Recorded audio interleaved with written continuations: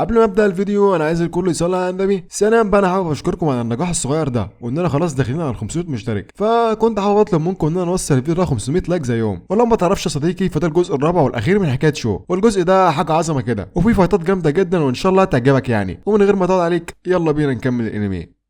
في الاجزاء اللي فاتت من حكايه شو، وده لو فاتك جزء منهم تقدر تروح تشوف الاول عشان تفهم بقيه الحكايه. المهم في الجزء اللي فات شفنا شو بيحارب جيش الهاكر العدميه لوحده، وكان مكسر عظمهم حرفيا، والاسلحه اللي كانت بتفضل منهم كان بياخدها ويبيعها للعيال اللي معاه في الحطام. بعدها بينضم شو الفرقه كده من الطلاب والمدرسين، بيروحوا على مكان كده وبيلاقي باقي الفرق موجوده هناك. بعد ما الكل وصل بيجمعوا من الشاو بيقول لهم يستعدوا عشان ياخدوا حربهم الاخيره في الاحطام ضد ملك الهياكل والجيش بتاعه. فيا ترى هيقدروا يخلصوا عليه وياخدوا منه عين التكوين ولا مصيرهم هيكون الموت؟ يلا بينا نكمل الانمي.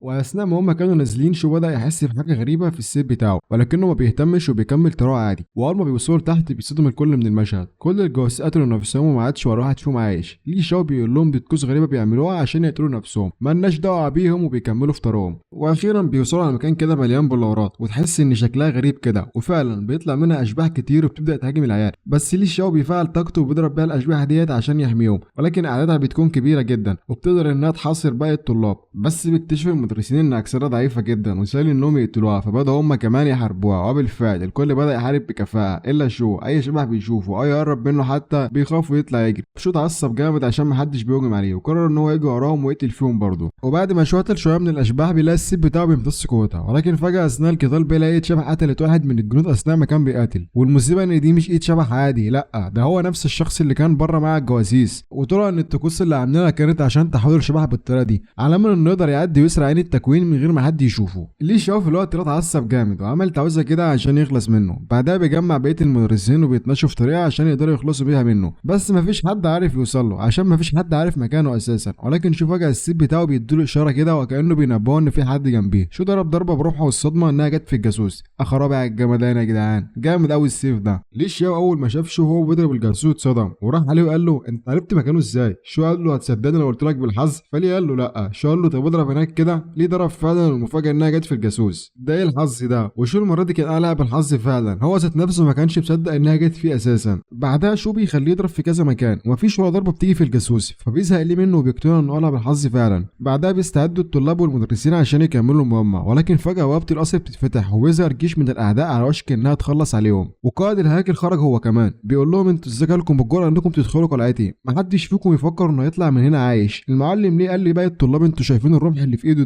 ده شكله عين التكوين، ولو اخدناه منه ساعتها هيختفي الحطام كله. سيبونا انا القائد اللي شايف نفسه ده انا ههزمه واخد منه عين التكوين على ما انتوا تخلصوا على باقي الهياكل. وبالفعل بدا القتال ما بينهم. ليه شاب بدا يهجم على قائدهم. ليه كان قوي جدا وقدر بهجوم ان هو يضرب قائد الاعداء ويخلص على الحصان بتاعه. بس بعدها قائد الاعداء بيتعصب جامد وبيقرر ان هو مش هيهدى غير لما يخلص عليه بايده، وبيبدا الاثنين في القتال المميت ما بينهم. وباقي العساكر والطلاب بداوا يقتلوا في الوحوش هم كمان. شو كان واقف كده وواحد من الوحوش على وشك ان هو يقتله، بس سيادة دخلت بسرعه قدرت انها تحميه وخلصت كمان على باقي الوحوش لوحدها. وشو بعد ما شاف قوة بيتحمس هو كمان وبيستعد عشان يبدا يقتلهم، ولكن شو اول ما بيقرب منهم الهاكل بتحس بطاقه السيف بتاعه فبتسيبه وبتطلع تجري. مش بقول لكم السيف ده جامد؟ الواحد محتاج سيف زي ده في حياته والله. المهم شو بعد ما زهق منهم قرر ان هو يسيب المعركه كلها ويدخل القلعه على امل انه يلاقي فيه حاجه قيمه يعرف يبيعها. دخل جوه القلعه فعلا، ولكن حس بحاجه غريبه من ناحيه السيف بتاعه وكأن السيف بينبهه من حاجه، ولكن ما بيهتمش وبيكمل طريقه لحد ما وصل على مكان كده. واول ما دخل جوه جاله رساله مشاعر سلبيه من لو، وكانت متعصبه منه جامد بسبب انه اتاخر عليها وما رجعش البيت بقاله كذا يوم. ولكن اثناء ما كان شو واقف بيعدي المشاعر السلبيه اللي جات له، الجاسوس كان مستخبي فوقه بيستعد عشان يقتله. وفجاه شو واقف بدا يهجم عليه، ولكن شو بياخد باله وبسرعه سيفه بيطلع وبيخلص عليه في ثواني. اهو ده اللي السيف بتاعه كان بيحذره منه. ومن جانب تاني القتال كان شغال بين ليه وقائد الاعداء، قتال جامد بكل معنى الكلمه. واثناء قتالهم بيقدر ليه ان هو يمسك روح قائد الاعداء وما بيرضاش ان هو يسيبه. بيحاول القائد يخلص منه وبيرميه يمين وشمال، بس ده مش هيسيبه. ليه بعد ما ليه الزعيم متمسك جامد بالرمح اتاكد ان ده عين التكوين ومصمم ان هو ياخده منه وحالف ما هيسيبه. في الوقت ده كان شو وصل على مكان كده مكتوب عليه ممنوع الدخول، وبيقرر ان هو يدخل فعلا عشان يشوف فيه جوه. واول ما بيدخل شويه لما كان بيلاقي حراس كتير ما بيتحركوش وكلهم ماسكين رماح معاهم كده، فبيقول في باله حلو قوي ناخد الرماح دي ونعمل منها مصلحه. بس اول ما بيقرب على واحد منهم الحراس كلها بتتحرك وبتبدا انها تهجم عليه، ولكن سبحانه السيف بتاعه بيطلع لهم وبيحوم حواليه عشان يحميه. وكل الحراس اول ما بتلمح سيف شو بتترعب من قوته، كل واحد بيرجع مكانه على طول. صحيح والله كل برص تحسه يلزم حيطه. مش عارف سيف على بابا ده ولا يا صديقي، بس هو ما تفهملوش حاجه، هو تحسه خنجر مش سيف اساسا. خنجرين.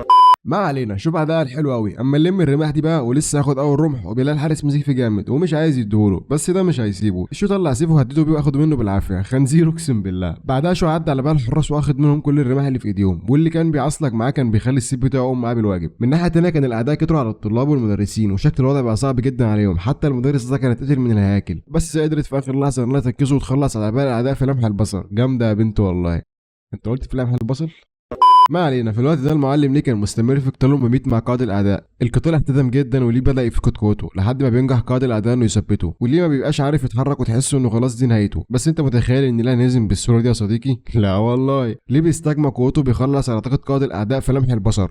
ما علينا. القائد بعد ما فكر انه خلاص خلص منه، بيلاقيه فجاه كسر قوته وبيهجم عليه عشان ياخد الرمح منه. ومن ناحيه تانيه بنشوف ساعه كمان قتلت اعداء كتير جدا وطاقتها قربت تخلص. وفي نفس الوقت بنشوف شو قرب على مكان كده، واللي غالبا هيكون فيه عين التكوين الحقيقيه. قائد الاعداء في الوقت ده بيكون لسه بيتخانق مع ليه على مين يسيب الرمح الاول، وليه بيكون حالف ما يسيبه. بس القائد اول ما بيحس بهاله شو هو قريب من عين التكوين بيسيب الرمح وبيطلع يجري عليه فورا. ليه ما بيكونش مصدق ان اخيرا خد منه الرمح، وبيكون لسه مفكره عين التكوين، ولكن بعد ما بياخد الرمح منه والحضور ما بيختفيش بيعرف ان في حاجه غلط وان ده مش عين التكوين. بعدها بيكمل جري ورا القائد لحد ما بيلحقوا عند البابا اللي فيها الحراس دول، وبيضربوا ضربه كده وبيكون عاوز يكمل قتاله معاه. بس قائد الهيكل ساعتها بيأمر الحراس انهم يقتلوه. في الوقت ده كان طاقه الجميع بدات انها تخلص، وخلاص الكل بدا يفقد الامل وعارفين انهم كده خلاص هيموتوا. بس شوفوا الوقت ده بيفتح حاجه كده قبل ما قائد الاعداء يوصل له، وبتطلع دي عين التكوين الحقيقيه. واول ما شو بيلمسها بتبدا كل حاجه حواليه في الحطام انها تتلاشى. قائد الاعداء والكل بيختفي قدام شو، حتى الاماكن اللي كانت خارج المكان كله بدا يختفي حرفيا، وكل حاجه بتبدا تدخل في عين التكوين، حتى الاسلحه اللي جمعها شو من الهياكل. وفجاه الطلاب والمدرسين بيلاقوا نفسهم بره الحطام، والناس اللي بره بدأوا يلاحظوا اختفاء الضباب واحده واحده، وبيلاقي الكل بدأ يرجع من الحطام، وكانوا كلهم في قمه السعاده وما كانوش مصدقين ان هم لسه عايشين. بعدها بنشوف ليه هو خارج من الحطام ومتوجه الى شبكه السماء عشان يعرفهم باللي حصل، وان شخص معين قدر يسرق عن التكوين. فبيلحقوا رئيس الوحده قبل ما يخرج وبيسالوا عن قول للصحفيين اللي مالين المكان. ليه قال له قول لهم اي حاجه وخلاص وانا هروح على المنظمه عشان اعرفهم باللي حصل. في الوقت ده رئيس الفصل كان مصاب وقاعد كده في جنب عشان يتعالج، واثناء ما كان قاعد بيدخل عليه جو وبيساله عن شو، بس ما بيكونش عارف عنه حاجه. ومن ناحيه تانيه ساهي كمان كانت بتدور عليه، وبيروح يجي على مكان توزيع الاسلحه وبيسال عليه، بس المدرس بيتعصب جامد وبيقول لهم دوروا عليه ازاي ولا واحد فيكم ما يكونش شافه، لو ما لقيتوش عايش يبقى هتلاقوا وسط الجثث. الولد كان قوي جدا في الحطام ومستحيل ان هو يموت بسهوله، وبيكون المدرس وقتها في قمه الحزن على شو. في نفس الوقت ده بقى كان في شويه طلاب كده واقفين بيتكلموا عن شو، وكانوا متضايقين منه جامد عشان كان بيبيع لهم الاسلحه بسعر مبالغ فيه، وعلى عكس الباقيين ما بيكونش فارق معاهم شو مات ولا عايش، وتحس كده انهم شمتانين فيه ولا حاجه. بس في ثانيه كل الكلام ده بيتغير اول ما شو بيدخل عليهم، وبيكون بيلمع من كتر الحاجات اللي كسبها من العيال في الحطام. الكل بيتصدم حرفيا لما بيشوفوه، ومحدش بيكون مصدق، وشيء اول ما بيشوفه بيروح بيطمن عليه. والعيال اللي كانوا من شويه شمتانين فيه كانوا هيولعوا يا عيني، معلش بقى ابقى خدوا حاجه للحرقان. بعدها بيروح شغل المدرس وبيديله الرماح اللي معاه، ومن كتر الاسلحه اللي جمعها على الترابيزه ما بتستحملش وبتتكسر. بعدها بيتبرد شويه للعيال وبعدين بيمشي، ولكن هو ماشي بيلاقي نقط سلبيه يعني بتجيله من لو، بتكون لسه متضايق منه. واثناء ما كان ماشي بيلاقي فوق شجره كده مستنياه، وعلى طول اول ما بتشوفه بتنزل تسلم عليه برجلها. بعدها بتتفحص كل جسمه عشان تشوف هو حصل له حاجه ولا لا، ولما بتلاقيه كويس بتفضل انها تعيط من الفرحه، وكان مشهد جميل الصراحه. بعدها بيعتذر لها شويه عشان فضل سابها لوحدها كل الفتره دي، وبياخدها في حضنه، بس بتكون لسه زعلانه شويه، فبيقعدها شو انه يعزمها على احلى مطعم في البلده عشان يصالحها، فبتفرح له قوي وبترجع الامور لمجاريها. في نفس الاثناء كان شو واخته راجعين على البيت في امان الله، وهم ماشيين بيقابلوا العجوز وبيبدا ان هو يطمن عليهم، وبيقول العجوز لشو ان التدريب زي التجديف بالظبط، لو ما فضلتش تتدرب جسمك هيرجع لورا ويبقى اضعف من الاول. فشو قال له تمام، على الاقل التدريب حتى لو كان قاسي امن 100 مره من الحطام يا عم. وقال له كمان ان لولا التدريب اللي اتدربه كان ممكن ما يطلعش عايش من الحطام. وبعد ما اطمنوا عليه العجوز قال له ان له كانت كل يوم بتطلع وتدور عليك علشان تشوفك رجعت ولا لسه، حتى انها طلعت على شجره في المدينه وبصت من فوقها على امل انها تشوفك راجع يعني. شو كان فرحان كده، ولو كانت محرجه طبعا شويه. بعدها بيرجع شو على البيت وبيطلب من له انها تستدعي المجرم بتاعها، فبتستدعي له فعلا وبتقول له ها خليتني استدعي ليه، فبيقول لها شو اتفرجي بس على اللي هعمله، وبيستعمل قوته وبيطلع بلورتين طاقه. لو بتتصدم وبتقول له انت جبت الحاجات دي ازاي. شو بيقول لها بعد ما كنت قادر اهزم الاشباح كان السيف بتاعي بيمتص قوتها وبيحولها للبلورات السودا دي، اما البلوره الملونه دي فهي نتيجه لامتصاص جسم غريب شويه مالناش دعوه بيه. فقالت له طب هنعمل بيهم ايه. شو قال لها خلينا ناكل البلوره دي للمجرم ونشوف ايه اللي هيحصل له، وبياكلها له فعلا، وطاقه الجسم الاسود بدات تزيد بدرجه كبيره جدا. ولكن بعد كده بتلاقي قاعد يضحك وما بيبطلش ضحك. الاثنين طبعا اتصدموا، ولو بتقول له ايه البلوره دي بقى. بلوره الضحك يعني في الاول قتلت لي خنزيري ودلوقتي جيب لي بلوره كل اللي بتعمله انها تخليه يضحك، وده بقى لما بحب احارب بيعمل بيه ايه اموتهم من الضحك. فشو الله خلاص جايب لك هديه تانيه وطلع لها 2 من التفاح اللي كان جايبهم من الحطام عشان تاكله، ولكن اثناء ما كانت لوب تاكل فجاه بيظهر السنجاب اللي كان معشوف الحطام وكان متعصب جامد عشان لوب تاكل من التفاح بتاعه. انا مش عارف ده جه امتى هنا، بس الظاهر كده ان شو حب يعطف عليه واتبناه في الاسره. ابسطوا يا رجاله، الاسره زهدت واحد، هو مش واحد قوي يعني ولا، بس ما علينا. لو اول ما شافته عجبها قوي وقالت له انت من النهارده هتبقى حيوان الاليف.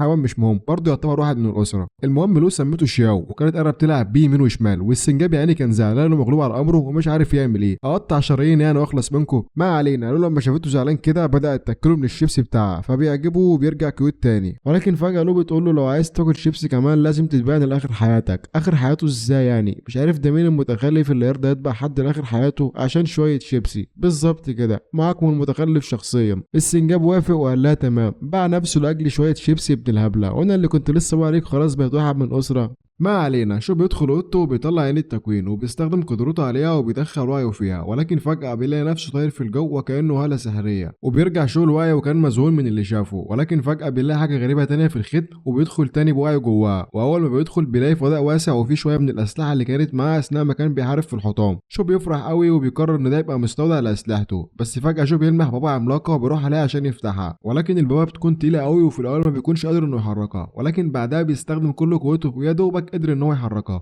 وبيبص على اللي جواه وبيلاقي الحطام اللي كان فيه جوه البوابه، فبيفرح شو بيقرر انه يجي هنا تاني ويفتح البوابه دي بس لما يكون اقوى. وفي الوقت ده بتكون له في العالم الحقيقي خايفه جدا على شو ومفكره انه حصل له حاجه، فبيرجع شو الوعي وبيطمنها انه بخير وبيقول لها انا كنت بجرب القوه الجديده بس مش اكتر، ووقتها لو بتحضنه وكانت مفكره انه هيسيبها ويمشي تاني، بس شو بيوعدها انه مش هيسيبها تاني وانه هيعزمها على العشاء، والفلوس اللي هتتبقى منهم هياخدها في رحله كمان، يقصد الفلوس اللي جمعها من الحطام يعني. فبتفرح له قوي، بتفرح خالص. ومن جانب تاني بيجتمع رئيس شبكة السماء مع أحد أعضاء المنظمة عشان يتناقشوا في أمر عين التكوين، وبيقول الشخص ده إن ليه شاو شكك إن جاسوس هو اللي قدر ياخد عين التكوين، واتضح إن عين التكوين دي اسمها ختم النهر والجبال، وبتعطيك القدرة على مراقبة الأماكن المحيطة من غير ما حد يشوفك. بس الرئيس كان شاكك إن مش جاسوس هو اللي أخد عين التكوين، وإن اللي أخدها شخص تاني، وقال كمان إنه هيبعت 2 من المدرسين للمدينة عشان يراقبوا تدفق الطاقة السحرية هناك، والمكان اللي هيكون فيه تدفق مختلف هيكون في عين التكوين. دماغ شغالة مش بتنام يا قائد. المهم بعدها الشخص اللي معاه بيقول له إن ليه شاو فصل الديوان كان أدائهم سيء جدا في الحطام واننا ما نقدرش نعتمد عليهم، ولكن في تقرير من احد المدرسين قال فيه ان في 2 من الطلاب حصل لهم استفاقه وطاقتهم كانت كبيره جدا، واحد منهم درجته قليله بس كان بيقاتل كويس، يقصد شو بكلامه يعني، وشو درجته مش قليله ولا حاجه، هو بس ما كانش بيظهر بكل قوته. المهم قال له كمان ان في بنت تانية درجه قوتها عاليه جدا وبتكون درجتها من الدرجه الف. القائد لما بيشوف ملف ساي بيقرر يعمل لها نظام تدريب خاص عن الباقي واحتمال يضمها لفريقه. بعدها بيقول القائد ان الحرب قادمه لا محاله، وان مفيش داعي نستنى احطام جديده انها تتفتح، المره دي احنا اللي هنروح عليهم بنفسنا وهنحاربهم وهنخلص عليهم.